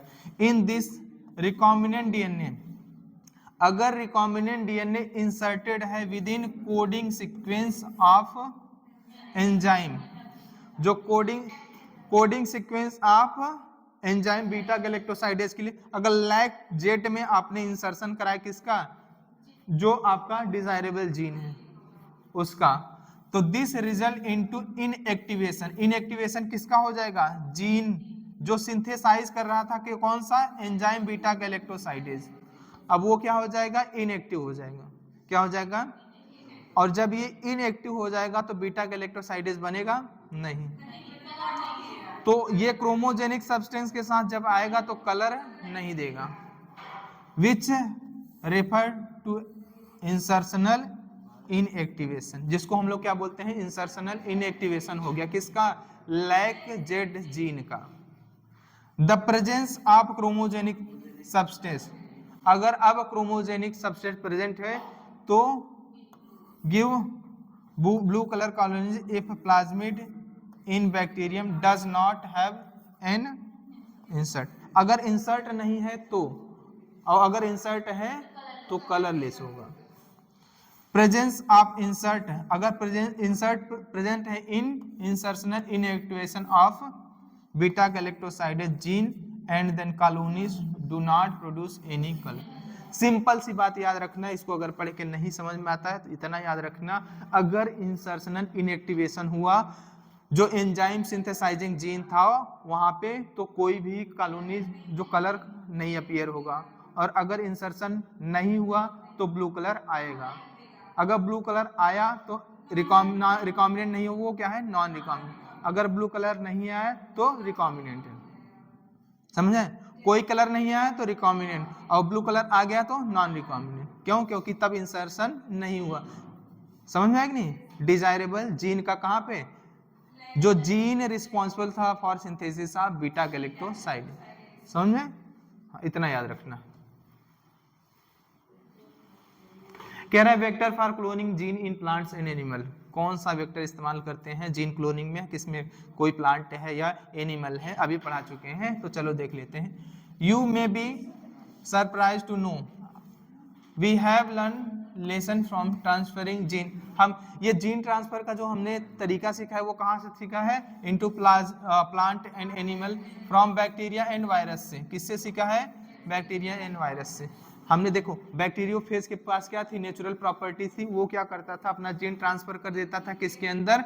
ई कोलाई के अंदर। समझ में आया कि नहीं? बोलो बोलो, वायरस है ना बैक्टीरियोफेज, तो वहां से हमने ये सोचा कि हम भी क्या कर सकते हैं? जीन को ट्रांसफर कर सकते हैं। Which have known this for is how to deliver, कैसे जीन को हम डिलीवर करते हैं या to transfer eukaryotic cell and force them to do what the bacteria और वायरस वांट्स। हम लोग जीन ट्रांसफर करेंगे और हम अब जो चाहते हैं वो बैक्टीरिया या वायरस से काम करा सकते हैं। जैसे अगर हम बात करें एग्रोबैक्टीरियम ट्यूमिफिशियंस एक पैथोजन है, क्या है? कुछ सेवरल, हाँ याद रखना, several dicot plants, several dicot plants, और ये एबल होता है डिलीवर करने में a piece of DNA, piece of DNA को ट्रांसफर कर सकता है, जिसको हम लोग टी डीएनए बोलते हैं, जो ट्रांसफॉर्म कर देता है नॉर्मल प्लांट सेल को, नॉर्मल प्लांट सेल को किसमें ट्रांसफर कर देता है? ट्यूमर में, किसमें? ट्यूमर में, एंड डायरेक्ट दीज ट्यूमर, और इन ट्यूमर्स को क्या करता है? आदेश देता है सेल क्या करने के लिए? प्रोड्यूस करने के लिए, प्रोड्यूस द केमिकल जो पैथोजन चाहता है, रिक्वायर्ड बाय पैथोजन। ये एग्रोबैक्टीरियम ट्यूमिफिशियंस क्या करेगा? ये अपने जीन को, टीआई जीन को बैक्टीरिया अपने मतलब अपनी बॉडी से प्लांट बॉडी में क्या करेगा? ट्रांसफर करेगा, और साथ ही साथ वो क्या करता है? अब प्लांट सेल को क्या करेगा? आदेश देता है कि आप केमिकल ट्यूमर कॉज करेगा, वो केमिकल प्रोड्यूस करिए जो हमें चाहिए। हम भी तो यही करते हैं, हम क्या करते हैं? अब हम भी क्या करते हैं? एक नया कॉम्बिनेशन बनाते हैं प्लाज्मिड का, जो हमें प्रोडक्ट चाहिए, किससे? जो यूकैरियोटिक सेल से है या कोई प्लांट है या बैक्टीरिया से, जिसमें हम चाहते हैं इस आरडीएनए को ट्रांसफर करना। हम भी तो उसको क्या करते हैं? आदेश देते हैं कि ये प्रोडक्ट बनाओ। तो सेम क्या कर रहा है? ये बैक्टीरिया भी कर रहा है। इसी से हमने सीख के आरडीएनए को ट्रांसफर करना एक जगह से दूसरे ऑर्गेनिज्म। सिमिलरली अगर हम बात करें रेट्रोवायरस भी है, क्या है? इसी तरह रेट्रोवायरस भी है, एनिमल्स में है, इसके पास भी एबिलिटी होती है ट्रांसफॉर्म, ये नॉर्मल सेल को ट्रांसफॉर्म कर सकता है इनटू कैंसरस। अब तुम बताओ, तुम क्या कह रहे थे? यहाँ पे बताओ, अब तुम क्या कह रहे थे? अच्छा, वो सारे चैप्टर,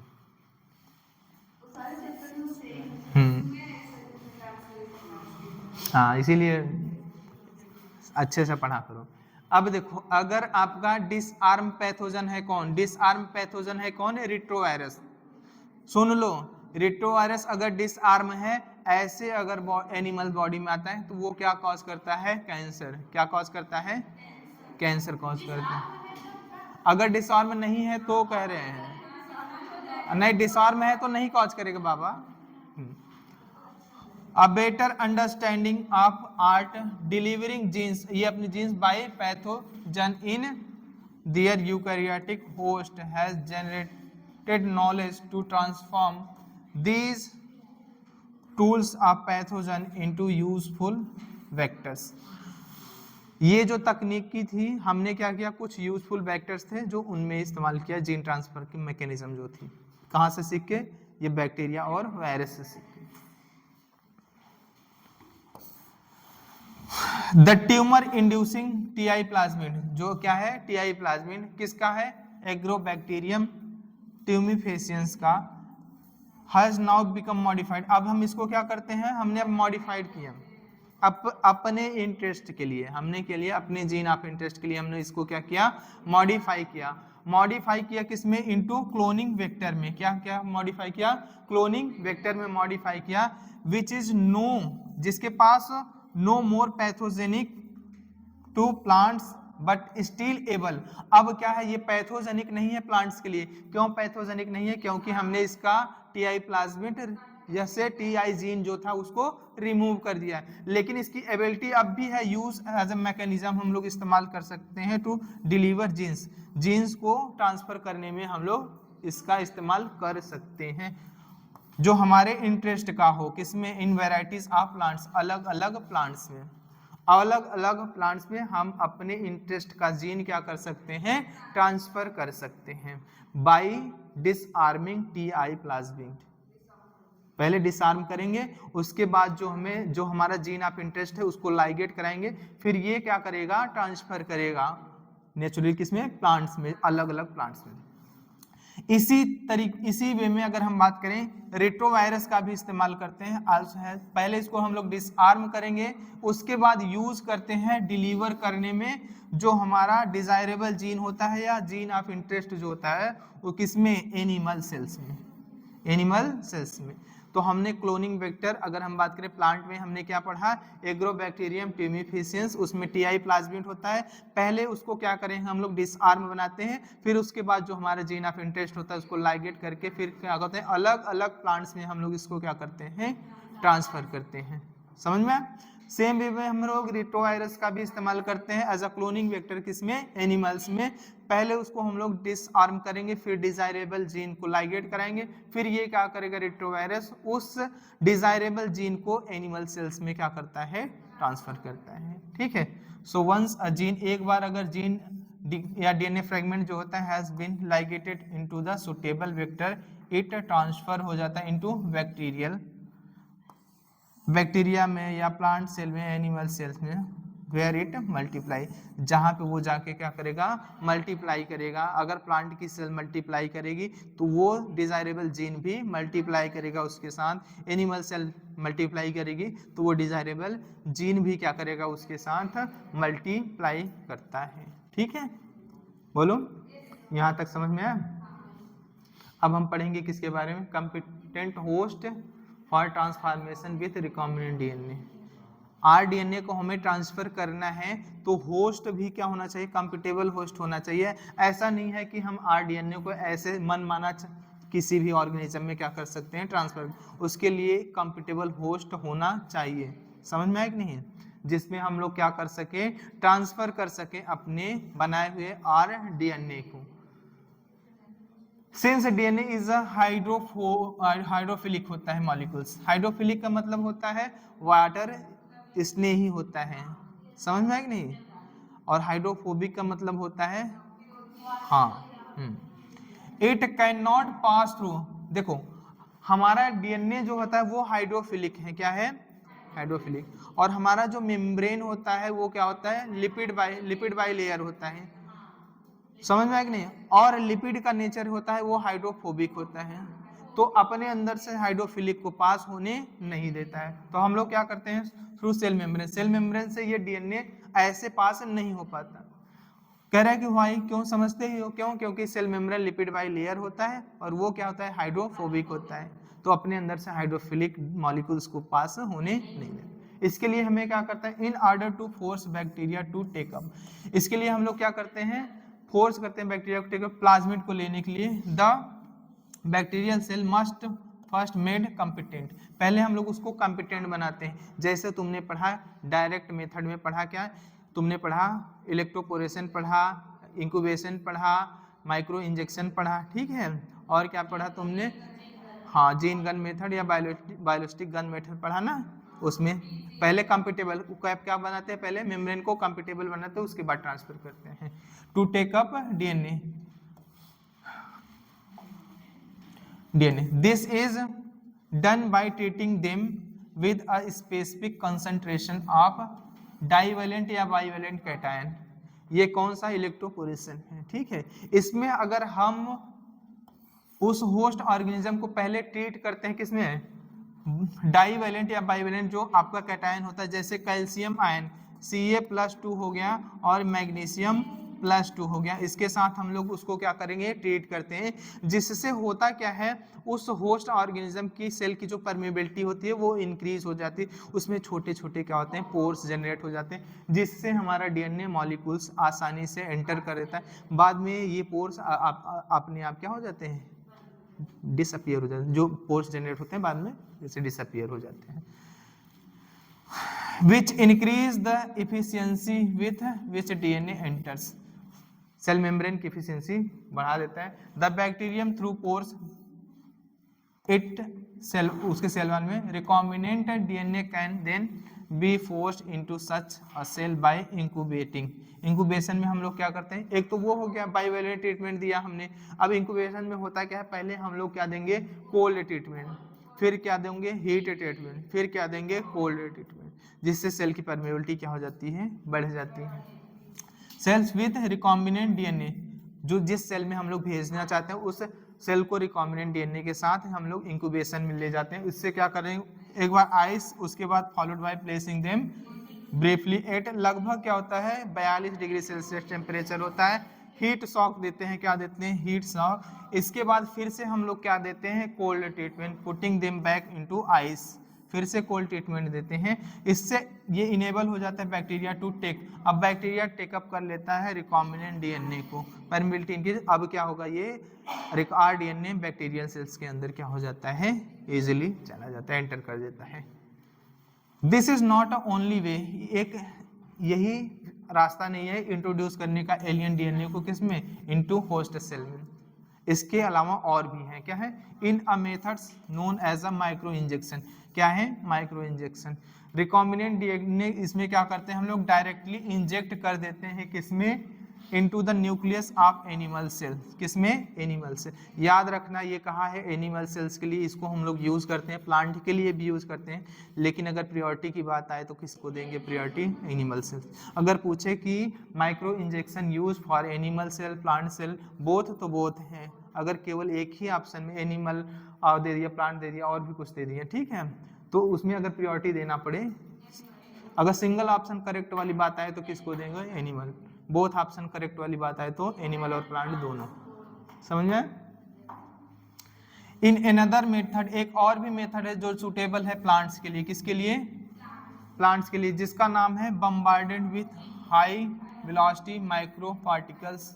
छोटे छोटे पार्टिकल्स होते हैं किसके, गोल्ड और टंगस्टन के, जो कोटेड, याद रखना, जो गोल्ड और टंगस्टन के छोटे छोटे पार्टिकल्स होते हैं वो कोटेड होते हैं विथ डीएनए, जो आरडीएनए है उससे कोटेड होते हैं। इसकी हम लोग बम्बार्डिंग कराते हैं, इसको हम लोग बोलते हैं बायोलिस्टिक जीन गन मेथड या बायोलिस्टिक गन मेथड बोलते हैं। और ये किसके लिए यूज होता है, केवल और केवल प्लांट्स के लिए, किसके लिए, प्लांट्स।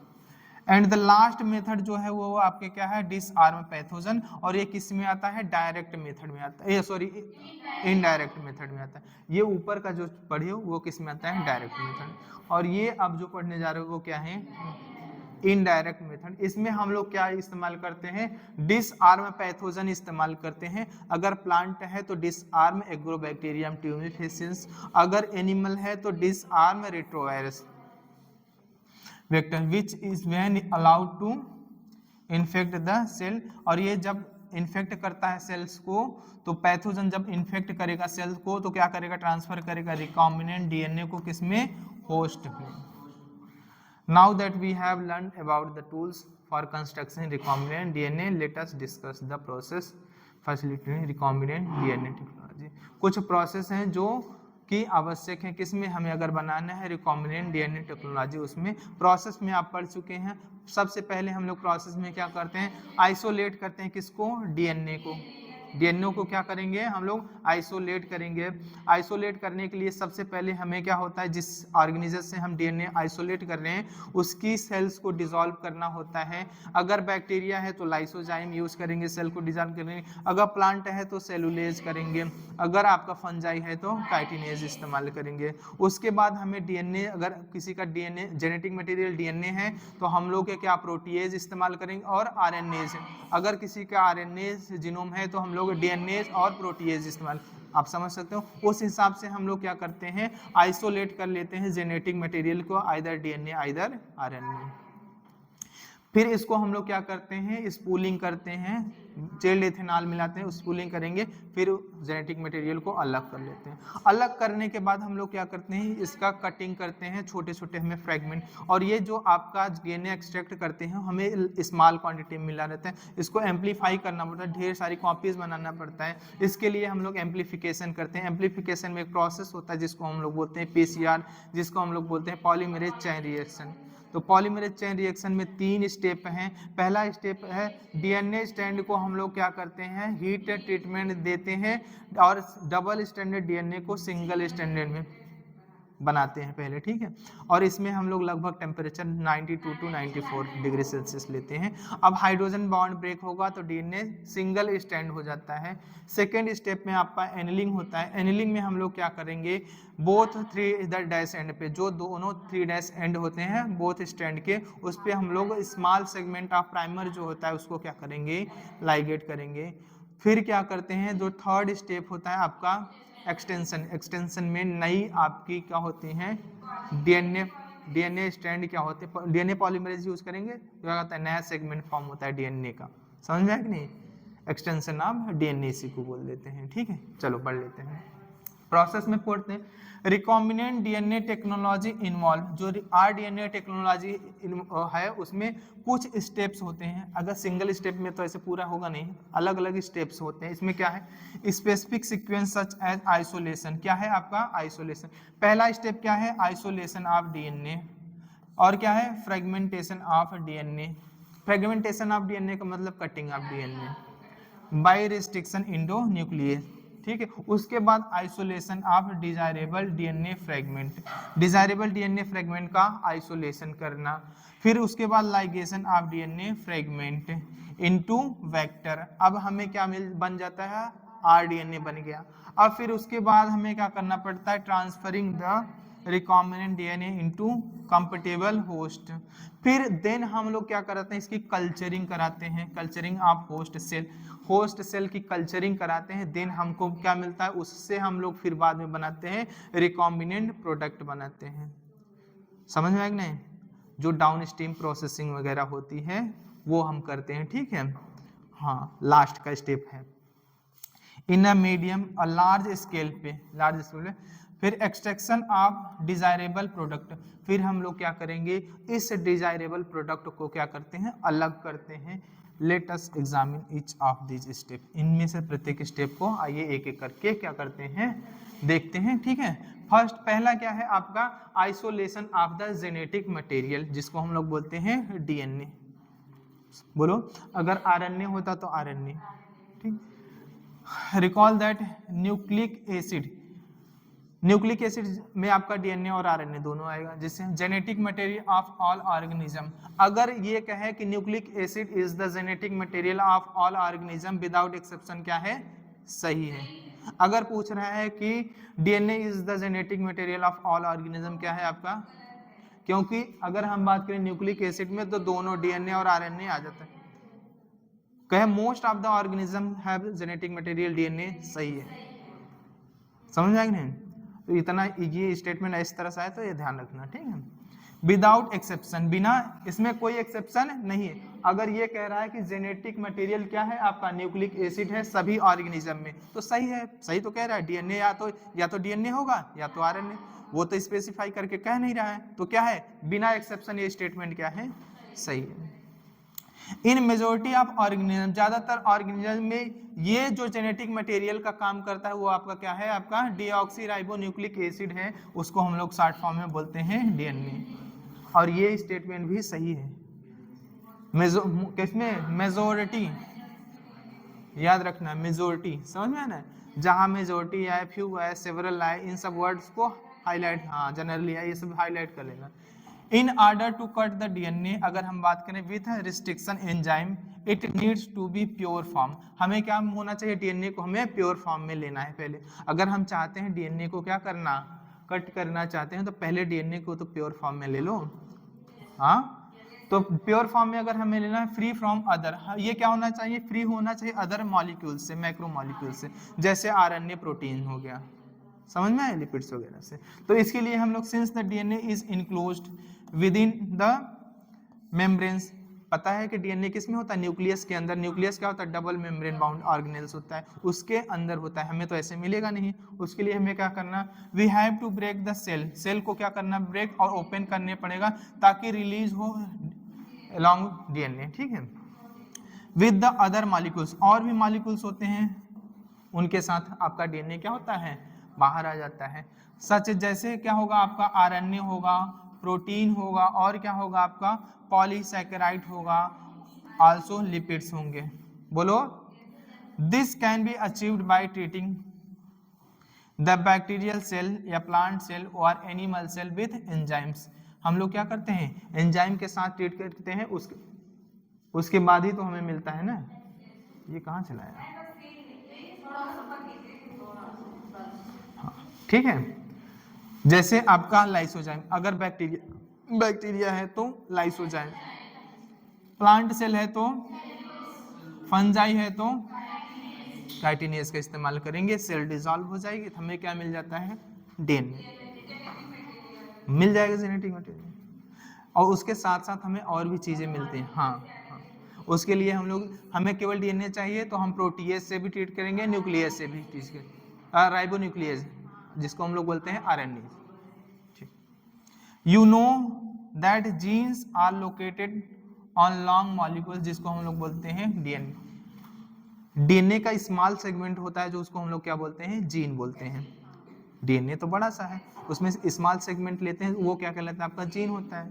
ठीक, जो इंटरवाइन होता है विथ प्रोटीन, जैसे हिस्टोन प्रोटीन।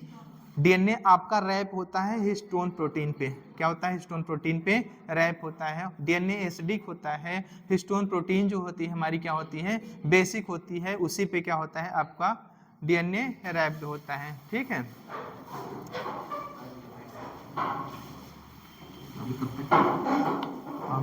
आप क्लास लेंगे क्या?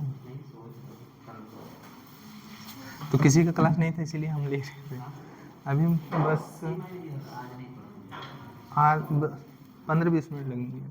खत्म करिए, कब से चल रहा है? अभी पढ़ाएंगे लोगों को अभी। खत्म कर, हाँ, ख़त्म कर देंगे आज। कल क्लास करोगे? कल टेस्ट है ना? कल हाँ, कल